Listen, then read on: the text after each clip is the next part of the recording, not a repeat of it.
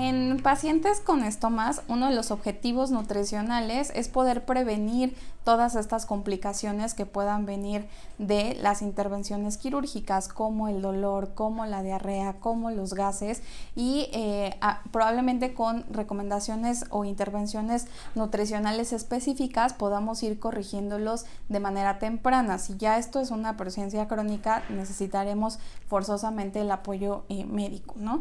Entonces, lo más importante o de las cuestiones más comunes en pacientes con estomas es la diarrea, ¿no?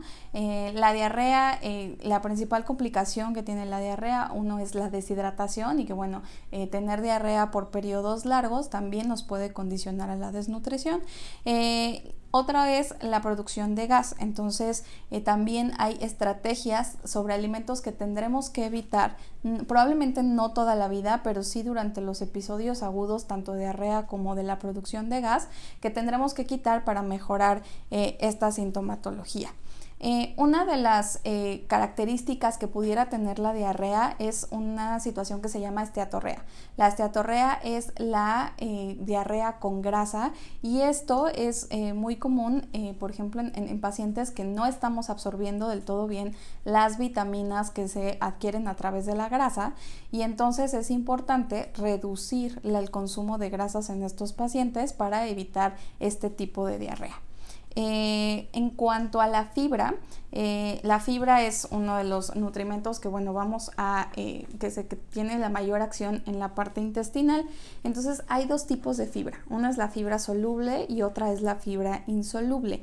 La fibra soluble es aquella que va a formar gelecitos, como lo que hace la avena o la chía, ¿no? En pacientes con ostomías lo que tenemos que evitar es la fibra insoluble, o sea, aquella que no forma geles. La fibra insoluble son las que están en principalmente cereales integrales. El problema de tener un exceso de fibra insoluble es que no vamos a absorber de todo bien los nutrimentos. Entonces es importante quitar toda fibra insoluble, que es la que le da volumen a las heces, y entonces quitando esta fibra, pues nosotros podemos disminuir el gasto del estómago y también mejorar la absorción de alimentos. Cuando nosotros tenemos un estoma, o cuando se nos somete a realizar un estoma, probablemente nosotros tuvimos que haber pasado un periodo anterior a la cirugía de nutrición enteral, que es nutrición a partir de sondas, ¿no? Con suplementos de alimentación específicos de forma líquida, y estos suplementos pueden continuar después de la cirugía. Lo más importante y lo que nosotros buscamos es que la vía oral, o sea, que nosotros consumamos alimentos, se pueda restablecer de la forma más temprana posible para poder empezar nuevamente a como rehabilitar el intestino, la parte que quedó, y que la motilidad intestinal sea lo más normal posible. Como hace ratito platicaba sobre las complicaciones de los gases, y esto mucho de la alimentación en pacientes con estomas va hacia los hábitos de alimentación. Entonces, si queremos reducir la producción de gas, probablemente sí hay alimentos que nos estén produciendo mucho más gas, como pueden ser brócoli, coliflor, algunas semillas como semillas de calabaza, de pepino, pero es muy probable que también esté relacionado a nuestros hábitos. Y a nuestros hábitos me refiero a que fumemos, a que consumamos chicle, y entonces con eso estamos introduciendo gas o aire a nuestro intestino. Y otra cosa es que también es muy común, es el consumir alimentos con popote, y es muy normal en pacientes que son sometidos a una cirugía. Es como una cuestión como de creencia o como de cultura, que empezamos a tomar los alimentos con popote. El tomar los alimentos con popote también nos va a incrementar el gas, ¿no?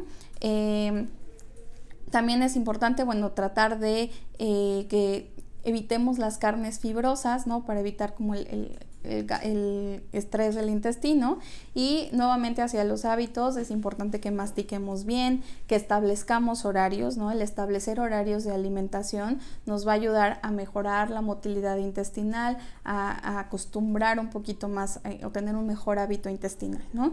Lo importante es hacer 5 comidas al día, o sea, desayuno, comida y cena, que es las que tenemos establecidas, y hacer 2 colaciones. Es importante que en pacientes que tienen estomas, la cena la podamos podamos hacer un poquito más ligera para evitar complicaciones a lo largo de la noche.